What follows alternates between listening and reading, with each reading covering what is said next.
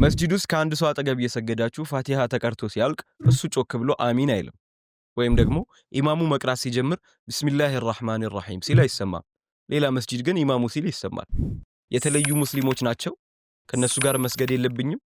ግራ ተጋብታችሁ ሰው ስትጠይቁ እንደናንተው ሙስሊም እንደሆኑና ልዩነቱ መዝሀብ እንደሆነ ይነግሯቸዋል።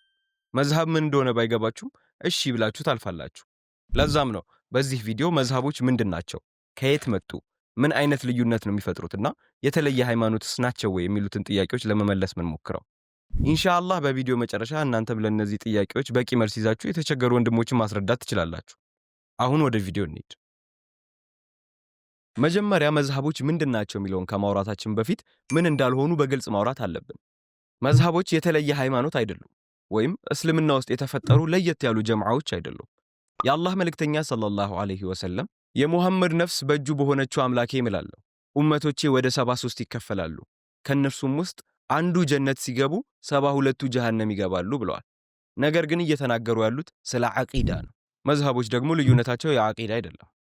መዝሀብ የሚለው ቃል ቀጥታ የአረብኛ ትርጉሙ መጓዣ መንገድ ነው። መዝሀብ ማለት የተዋቀረ ቁርአንና ሐዲስን የመረዳት ዘዴ ነው። ሁሉም መዝሀቦች የሚከተሉት አንድ ቁርአን፣ አንድ ነብይ፣ አንድ ሱናና አንድ አቂዳ ነው። ልዩነቱ ደግሞ ያለው ያንን ቁርአን ወይም ሐዲስ አተረጓጎማቸው ላይ ነው።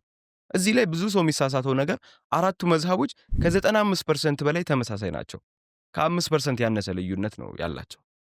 በጊዜያቸው ብዙ መዝሀቦች ቢኖሩም ተማሪዎቻቸው ጠብቀው እያስተላለፉ አሁን ድረስ ያደረሷቸው ታላቆቹ መዝሀቦች አራት ናቸው። ሐነፊ፣ ማሊኪ፣ ሻፊዒና ሐንበሊ። የእነዚህ መዝሀቦች ጠንሳሶች ጠላት አልነበሩ፣ የሚከባበሩና እርስ በርስ የሚማማሩ ነበሩ። ቅድም እንዳልነውም ብዙ ልዩነት የላቸውም። ልዩነት ሲኖርም የአቂዳ ሳይሆን የፊቅህ ልዩነት ነው ያለው። ሰላት ላይ የት እጅን ከፍ ማድረግ እንዳለብን፣ አሚን ስንል ጮክ ብለን ነው ወይስ በውስጣችን፣ እስቲንጃ አደራረግ ላይ ምናምን ናቸው ልዩነታቸው።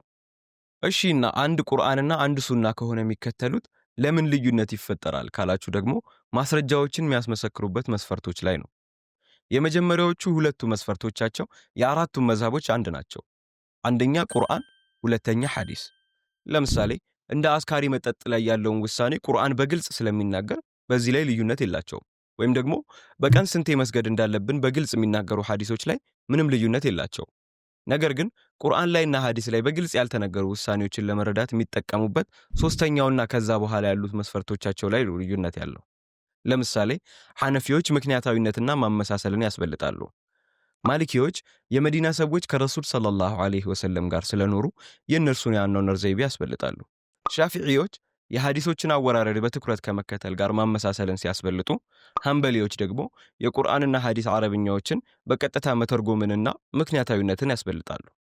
አንድን የአረብኛ አረፍተ ነገር ከተለያየ ቃላት ትርጉም አንጻር በማየት ወይም የሐዲስ አወራረድ ላይ የተለየ አስተያየት በኖር የሚፈጥረው ልዩነት ነው እንጂ ስለ እስልምና ያላቸው አስተሳሰብ ላይ ያለ ልዩነት አይደለም።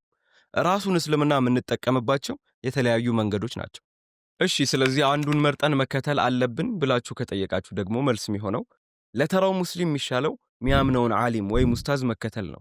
ነገር ግን እኔ የዒልም ተማሪ ነኝና የቁርአን አያዎችንና ሐዲሶችን ከአረብኛው ቋንቋ ጋር በማነጻጸር ውሳኔዎችን መረዳት እችላለሁ፣ እናም መዝሃቦችንም መገምገም እችላለሁ ላለ ደግሞ ገምግሞ መምረጥ ይችላል። ነገር ግን ማድረግ ማንችለው የተለያዩ ፈትዋዎችን ከተለያዩ ማይታወቁ ሰዎች ወይም ቲክቶክ አካውንቶች በመሰብሰብ በእነሱ መመራት ወይም በዚህ ጉዳይ ላይ የዚህ መዝሃብ አስተያየት እኔን ይስማማኛል፣ በዚህ ጉዳይ ግን የዚህ መዝሃብ ይሻለኛል እያልን እኛ እንደሚመቸን መዝሃቦችን መቀያየር አንችልም። በዚህ ቪዲዮ ስለ መዝሃቦች የነበረባችሁ ግራ መጋባቶች እንደተፈቱና በዚህ ጉዳይ ላይ ስትጠየቁ መልስ መስጠት እንደቻላችሁ ተስፋ እናደርጋለን። ቪዲዮ ጠቃሚ ሆኖ ካገኛችሁት ላይክ አድርጉት፣ ይጠቅመዋል ብላችሁ ለምታስቡት ሰውም ላኩለት። እንደዚህ አይነት ቪዲዮዎችን በደንብ ለመከታተል ሰብስክራይብ ማድረግ አትርሱ። ወሰላሙ አለይኩም ወራህመቱላሂ ወበረካቱሁ።